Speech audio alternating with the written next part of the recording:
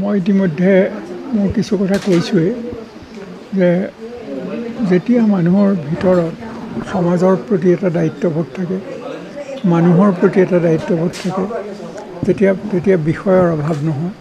আৰু বিষয়ৰ অভাৱ নহ'লে শব্দই বাট এৰি দিয়ে। শশী শইকীয়াৰ মাজত মই দেখিছোঁ এইকেইটা আটাইকেইটা বস্তুৱেই, আটাইকেইটা গুণেই তেওঁৰ আছে। তেওঁ মানুহৰ কথা ভাবে, সমাজখনৰ কথা ভাবে, আৰু তদুপৰি সাধাৰণভাৱে এই গোটেই তেওঁৰ অঞ্চলটোৰ কথাও ভাবে, যাৰ ফলস্বৰূপে তেওঁৰ কাৰণে বিষয়ৰ অভাৱ একো নাথাকে। মই ইতিমধ্যে মোৰ ভাষণত মই কৈছোঁ যে এনেকুৱা বক্তৃতাবিলাক আমেৰিকাত মানুহে পইচা দি শুনেগৈ। মই দেখিছোঁ যে শশী শইকীয়াৰ যিখিনি বক্তৃতা, যিখিনি লেখা, সেই লেখাখিনিৰ মাজত মই সেই গুণটো দেখিছোঁ। গতিকে তেওঁৰ বক্তৃতাই তেওঁৰ যিদৰে আজি এতিয়া কেইটামান কথা মাত্ৰ ক'লে, কিন্তু মই ভাবোঁ যে ইয়াত যিবোৰ বিষয় তেওঁ সন্নিৱিষ্ট কৰিছে, তেনেকুৱা একোটা বিষয় লৈ তেওঁ বিভিন্ন সময়ত বক্তৃতা দিব পাৰে, আৰু সেইবোৰে জনসাধাৰণক কিছু কথা জানিবলৈও সুযোগ দিব আৰু আনন্দও পাব। গতিকে আজিৰ দুখন কিতাপ উন্মোচিত হ'ল, এই দুখন কিতাপে ঠিক তেনেকুৱা এটা নতুন যেন চিন্তাৰ বাট কাটি দিছে। আৰু শশী শইকীয়াৰ কলম সদায় যেন চলি থাকক, সক্ৰিয় হৈ থাকক, আৰু তেওঁ এনেভাৱেই অতি প্ৰয়োজনীয় জীৱনত লগা কথাবোৰ সাধাৰণভাৱে তেওঁ অনুভৱ কৰি যেনেকৈ লিখে, তাতেই তাৰ বৈশিষ্ট্যটো আৰু গুৰুত্বটো সোমাই থাকিব। গতিকে মই আশা কৰিছোঁ যে তেওঁ শতাধিক বৰ্ষ পৰমায়ু লাভ কৰি এনেভাৱে গ্ৰন্থ লিখি গৈ থাকক। গ্ৰন্থৰ যিটো ক্লাব, সেইটো মই এই দুখন গ্ৰন্থ চাই পেলাই মোৰ ভাৱ হৈছে যে শশী শইকীয়াৰ শব্দৰ অভাৱ নাই, তেওঁৰ বিষয়ৰ অভাৱ নাই। গতিকে বিষয় আৰু শব্দ যেতিয়া পৰ্যাপ্ত হয়, তেতিয়া লিখাৰ কামটো বৰ সহজে বোধ হৈ উঠে। মোৰ এই ক্ষেত্ৰত অন্য এটা কথা মনত কৰোঁ, আমেৰিকাৰ কথা ওলাইছে। আমেৰিকাতো কিছু লেখক আছে যিসকলৰ বক্তৃতা শুনিবৰ কাৰণে মানুহ পইচা দি পেলাই, আৰু তেওঁলোকৰ সেই বক্তৃতা পিছত কিতাপবোৰ প্ৰকাশিত হয়। এনেকুৱা কিতাপবোৰ য'তে পাওঁ ত'তে গোটাই এনেকৈ খাওঁ। খালি গ্ৰন্থ দুখন ৰূপ দেখি তাৰ ভিতৰতো কথা সেইখিনি চকুৰে মই ভাবোঁ যে শশী শইকীয়া ঠিক আমেৰিকান লেখকসকলৰ নিচিনা যেন একেবাৰে মানুহৰ কামত অহাকৈ আৰু সকলোকে নোলোৱাকৈ নিজৰ অভিজ্ঞতাৰে গোটেই কথাখিনি লিখি গৈছে। এইটো এটা ডাঙৰ প্ৰভাৱ সমাজ জীৱনত পৰিব। মই নিজে সেই আমেৰিকান কিতাপবিলাক পঢ়ি আছে মোৰ ইয়াত এতিয়াও গঠনত, তাত তেওঁলোকৰ বক্তৃতা শুনিবৰ কাৰণে মানুহে যথেষ্ট ধন খৰচ কৰি গোট খায়। কিন্তু আমি ইয়াত ধন খৰচ কৰিব নোলোৱাকৈ আমি গোট খাইছোঁ। গতিকে বিষয়বোৰ মই দেখিলোঁ যে এইবোৰ বিষয় মানুহে জনা উচিত, কাৰণ এইবোৰ বিষয়ৰ মাজত প্ৰত্যেকটো বিষয়েই তেওঁ ইমান অবলীয়াক্ৰমে কৈ গৈছে এফালৰ পৰা। মোৰ ভাৱ হৈছে যে মই চাগে তেওঁলোকক কমপ্লিট কৰিব নোৱাৰোঁ। কিন্তু মোৰ এটা ভাৱ হৈছে যে যেতিয়া সঁচাকৈ মানুহৰ কাৰণে কিবা এটা কাম কৰিব মন যায়, একেবাৰে অন্তৰৰ পৰা, তেতিয়া শব্দৰ অভাৱ নহয়, তেতিয়া ঠাইৰো অভাৱ নহয়, আৰু মানুহক ক'ব মন যায় সেইবোৰ কথা। শশী শইকীয়াই কেৱল শশী বুলি ক'লোঁ। শশী শইকীয়াই যদিও এই গ্ৰন্থখিনি উভয় কাৰণে কৰিছে, মই ভাবোঁ যে এইবোৰ বিষয়ে তেখেতে বিভিন্ন স্থানত বক্তৃতা কৰিব পাৰে, আৰু সেই বক্তৃতাবোৰো নিশ্চয় সকলোৰে কাৰণে অতি সুন্দৰ হ'ব গ্ৰহণ কৰিবৰ কাৰণে।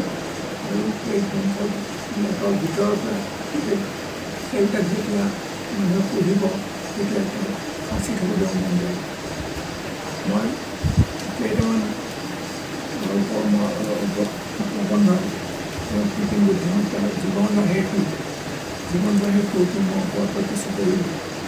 এতিয়া ইয়াত যিবোৰ বিষয় আছে এবাৰ এই বিষয়বোৰত যদি আপোনালোকে চকুছে তেতিয়া দেখিব বিফলতাৰ শিক্ষা, সুখী হোৱাৰ অভ্যাস, জীৱনৰ কম্পাছ, গভীৰ অনুভৱ আৰু জীৱনৰ সফলতা, আশাই জীৱন সুন্দৰ কৰা, সপোন সৃষ্টি কৰে, প্ৰত্যাশা আৰু মানুহৰ দৃষ্টিভংগী, জীৱন জীয়াই থকাৰ বৃদ্ধি।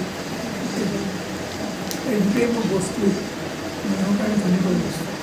তেওঁ কেনেকৈ জীৱনত গ্ৰহণ কৰিছে, এইখিনি বিষয়ে কেনেকৈ গ্ৰহণ কৰিছে, তাক ইমান সুন্দৰভাৱে লিখি উলিয়াইছে যে এই কথাবোৰ মানুহে শুনিবলৈও বোধ খাব যদি ভালকৈ ৰেলত গৈ থাকোঁতে, মেট্ৰত গৈ থাকোঁতে বা বিমান ঘাটত গৈ থাকোঁতে বিভিন্ন যুৱক যুৱতী বিভিন্ন গ্ৰন্থ পঢ়ে, কিন্তু আমাৰ অসমত মই এই পৰিৱেশটো কিন্তু দেখা নাই।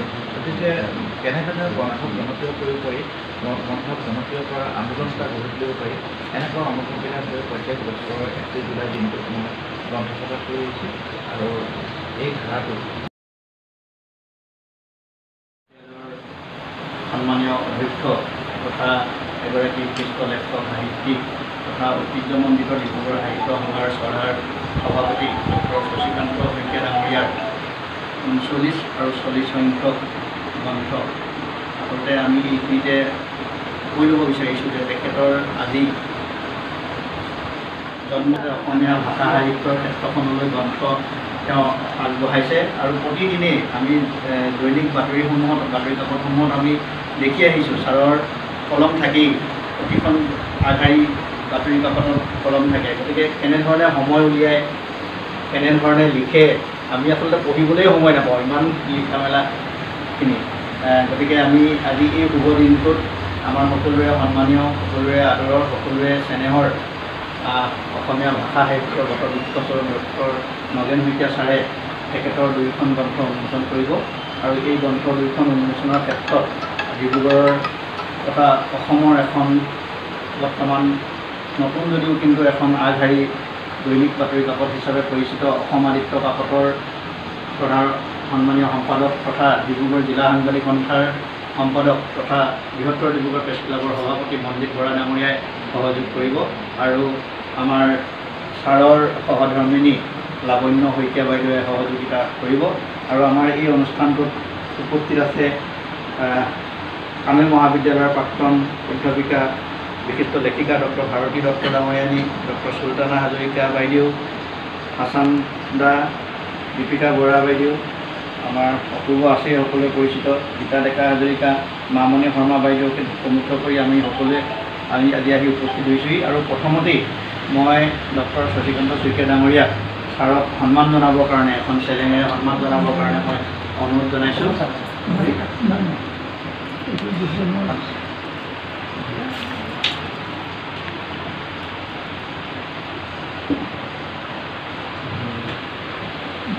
ধন্যবাদ।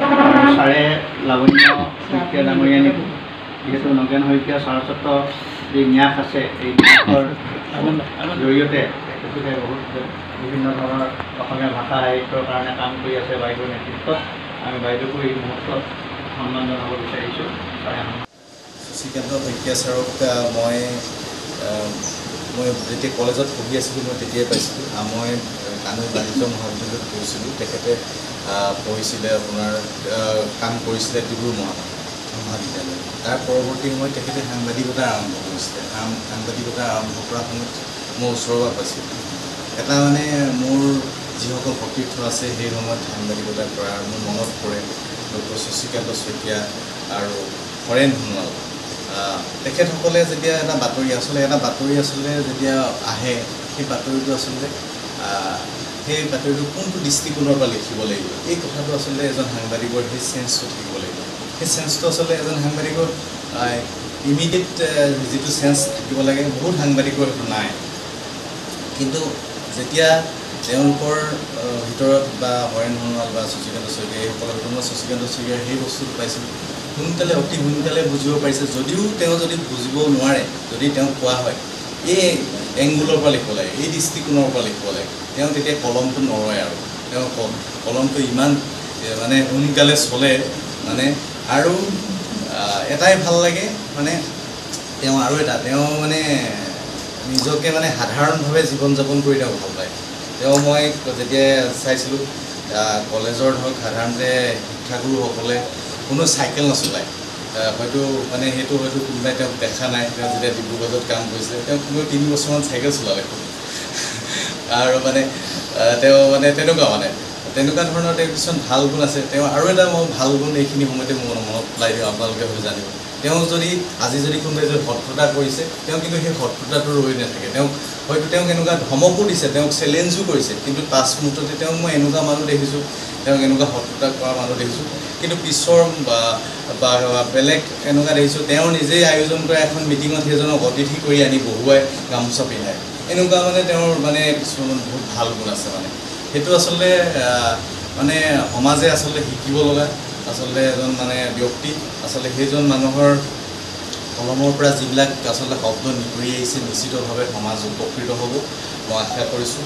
যিটো মানে কৃত্ৰিম বুদ্ধিমত্তাৰ ওপৰত যিখন কিতাপ লিখিছে তেওঁ কৃত্ৰিম বুদ্ধিমত্তা, আজিৰ তাৰিখত কৃত্ৰিম বুদ্ধিমত্তা আমাৰ সমাজত মানে আমাৰ নতুন প্ৰজন্মই জনা উচিত। এতিয়া গোটেই সমগ্ৰতে কৃত্ৰিম বুদ্ধিমত্তাৰ তেখেতক পালোঁ মানে 2015 19 জুনত নহয় জইন কৰিছে গানকলৈ, আৰু মই 16 জানুৱাৰী 31 জানুৱাৰীত মই অৱসৰ লৈছোঁ। গতিকে মানে কেনেকুৱা এটা পৰিৱেশৰ সৃষ্টি কৰি দিলে সেইটো অপূৰ্বহঁতে পাছত আহিছে, এতিয়া তোমালোকে ভালকৈ দেখা নাই। গতিকে আধুনিক কানৈ কলেজৰ নিৰ্মাতা বুলি শব্দটো মই ভুল নহয় বুলিয়ে মই ভাবিছোঁ। তাৰপিছতে তেখেতৰ আৰু এটা যিটো গুণ, এই গুণৰ কথা বিভিন্নজনে কৈছে, সেইটো যিটো ছাৰে কৈ থৈ গ'ল যে শব্দ যেতিয়া মানুহৰ মানে যেতিয়া এটা বিষয় মনলৈ অহাৰ পিছত লিখিবলৈ অসুবিধা নহয়। সেই কথাটো মই নিজে হাৰে অনুভৱ কৰোঁ যে মোক যেতিয়া অনুৰোধ জনালে যে বাইদেউ এটা স্তম্ভ লিখিব, সেই সদায় মই যেতিয়া এটা প্ৰকাশ হোৱাৰ পিছতে মোৰ চিন্তা এটা আহি যায়, এতিয়া ইটোলৈ লাগিলেই নহয়। সেই কেইদিনমান খুব কষ্ট হয়। যেই বিষয়টো মনলৈ আহে ছাৰ তেতিয়া আৰু কষ্ট নহয়। তেখেতে যে ইমানকেইখন কাগজত ডক্টৰ শশীকান্ত শইকীয়াই অগ্ৰদূতত লিখে, অসমানিত্বত লিখে, আৰু আগতে প্ৰতিক্ষণত লিখিছিলে। এই বিভিন্ন এই যে স্তম্ভবিলাকৰ কাৰণে এসপ্তাহ বা 10 দিনৰ মূৰত বা তাতো বৰ সোনকালেই লাগে চাগে এটা বিষয় লিখি আছে যে ধাৰাবাহিকভাৱে, এইটো এটা বৰ ডাঙৰ কথা। আৰু তাকো ইমান কামৰ মাজত বিভিন্ন ধৰণৰ কাম, এখন অকল কলেজ চলোৱাই নহয়, সাহিত্য বা সমাজৰ বিভিন্ন কামৰ মাজত তেখেতৰ সেই গুণটোৰ কথা মই ক'ব লৈছিলোঁ। সেই গুণটো হৈছে যে তেখেতে দুটামান গুণ আছে। এটা হৈছে সময়ৰ প্ৰতি অত্যন্ত শ্ৰদ্ধাশীল, সময়টোক তেওঁ বৰ ৰক্ষা কৰে, সময়ানুৱৰ্তিতা, আৰু সেইকাৰণেহে আজি ইমানখিনি উন্নতি কৰিব পাৰিছে। কষ্ট সহিষ্ণু, সদায় পজিটিভ দৃষ্টিভংগী, সদায় মানুহক যিটো কথা মনজিতে কৈ থৈ গ'ল, মনজিত বৰাই, যে এনেকৈ তেওঁ যিজন মানুহে তেওঁক অপকাৰো কৰিছে সেই মানুহজনকো আনি তেওঁ বৰ পীড়াত পঢ়াই তেওঁ মানে হেৰি কৰা সেই মানসিকতাটো, সেইটো তাৰমানে ফৰগেট এণ্ড ফৰগিভ, এই আদৰ্শ তেওঁ মানি চলে। তেখেতে মানি ল'ব নাজানো, মই কৈছোঁ তেনেধৰণে, মই তেনেকৈ বুলিয়েই ভাবোঁ যে পাহৰি যায়, আৰু পাহৰি যোৱাটোৱে জীৱনৰ কাৰণে মংগল, আমাৰ নিজৰ স্বাস্থ্যৰ কাৰণে মংগল। আমি যদি ভাবি থাকোঁ কোনোবাই মোক বেয়া কৰিলে, তেতিয়া আৰু সেই বস্তুটোৱে মানুহজনে যি কৰে তাতকৈ আৰু মোৰ অপকাৰ বেছি কৰিব, শাৰীৰিকভাৱে। মানসিক কষ্টটোৱে শাৰীৰিক অপকাৰ কৰে। সেইকাৰণে এৰি দিব পাৰে। সেইকাৰণে তেওঁৰ মুখত অনবৰত হাঁহি এটা থাকে, অনবৰত মুকলি হাঁহি, সদায় এটা ফূৰ্তি, যেন কোনো পৃথিৱীত কষ্ট নাই। সেই যিটো মানে সেই ফৰকাল মুখৰ সৃষ্টিটোৰ কাৰণে তেওঁৰ সেই পজিটিভ দৃষ্টিভংগী। অতি স্মৰণীয় দিন শশী শইকীয়া ছাৰৰ কাৰণেতো হয়েই, লগতে আমাৰ কাৰণেও, কাৰণ তেখেতে যিখিনি কাম কৰিছে তেখেতে নিজৰ লগতে আমাকো আগবঢ়াই লৈ গৈছে। মই তেখেতৰ প্ৰতি সদায়েই কৃতজ্ঞতা বোধ কৰোঁ, কাৰণ মই এসময়ত কবিতা লিখিছিলোঁ, তাৰপিছতে বাদ দিলোঁ। তাৰপিছত যেতিয়া তেখেতে জানিলে, মোক এনেকুৱাকৈ তেওঁ অনুপ্ৰাণিত কৰিলে যে মই এখন কবিতা পুথি উন্মোচন কৰিলোঁ নগেন শইকীয়া ছাৰৰ দ্বাৰাই। এইটো ৰুমতে মই উন্মোচন কৰিছিলোঁ। তেখেতৰ যিটো আন্তৰিকতা, শইকীয়া ছাৰ, নগেন শইকীয়া ছাৰ শ্ৰদ্ধাৰ আমাৰ, তেখেত হৈছে বটবৃক্ষ, কিন্তু মই ভাবোঁ ডক্টৰ শশী শইকীয়া ছাৰো এজোপা ডাঙৰ বৃক্ষ হ'বলৈকে গৈ আছে, আৰু মই তেওঁক এই জন্মদিনৰ শুভকামনা দিছোঁ। আৰু এই যে কিতাপকেইখন তেওঁ লিখিছে, জীৱনবাহীৰ সুৰ, কৃত্ৰিম বুদ্ধিমত্তা এইবিলাক তেওঁ আচলতে তেওঁৰ দৈনন্দিন যিবিলাক অভিজ্ঞতা সেই অভিজ্ঞতাবিলাকক অতি সাধাৰণভাৱে অতি ধুনীয়াকৈ প্ৰত্যেকজন মানুহে বুজিব পৰাকৈ সৰল ভাষাত লিখিছে আৰু মই তেখেতক সঁচাকৈয়ে বৰ ভাবিছোঁ যে তেওঁ এজন সমাজৰ কাৰণে এটা যেন উদাহৰণ হওক ল'ৰা ছোৱালীৰ কাৰণে তেখেত সদায় উদাহৰণ ল'ৰা ছোৱালীয়ে তেখেতক লৈ কবিতাও লিখা মই দেখিছোঁ আৰু আমাৰ ভাৰতী বাইদেৱে কোৱাৰ নিচিনাকৈ কানৈ কলেজখন আচলতে অন্ধকাৰ যুগৰ পৰা ডক্টৰ শশীকান্ত শইকীয়া ছাৰে আনি এখন আমাক উজ্বলাই দিলে আৰু সমাজলৈ আগবঢ়াই দিলে এনেকুৱা এটা অনুষ্ঠান যিটো অনুষ্ঠানলৈ আজিকালি সকলোৱেই আগ্ৰহেৰে চাই থাকে কানৈ কলেজৰ যিটো আজি অৱস্থা দেখিলে আমি অতি আনন্দিত হওঁ আৰু সদায় ইচ্ছা কৰোঁ কলেজখন মই ৰিটায়াৰ হোৱাৰ পাছতো মই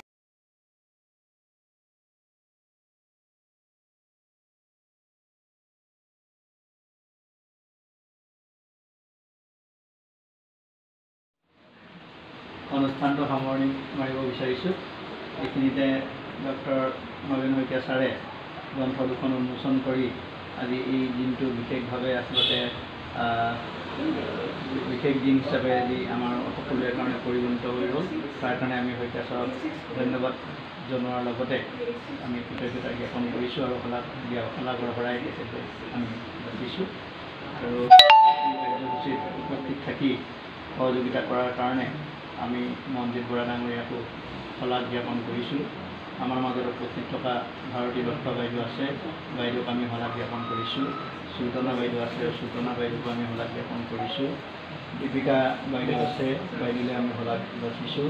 জিতা ডেকা বাইদেউ আৰু মামণি শৰ্মা বাইদেউ আমি সকলোকে আমি শলাগ জ্ঞাপন কৰিছোঁ। লগতে লাৱণ্য শইকীয়া বাইদেউ আমাৰ সকলোৱে শ্ৰদ্ধাৰ, তেখেতলৈ আমি শলাগ জ্ঞাপন কৰাৰ লগতে আজি এই অনুষ্ঠানটো আমি সামৰণি মাৰিব খুজিছোঁ আৰু যিসকল সাংবাদিকে আহি এই অনুষ্ঠানটো তেওঁলোকে সংগ্ৰহ কৰিলে তেওঁলোকলৈও আমি শলাগ জ্ঞাপন কৰাৰ লগতে ধন্যবাদ তথা কৃতজ্ঞতা জ্ঞাপন কৰি আজিৰ অনুষ্ঠানটো এই চমু অনুষ্ঠানটো সামৰণি বুলি আমি ঘোষণা কৰিছোঁ।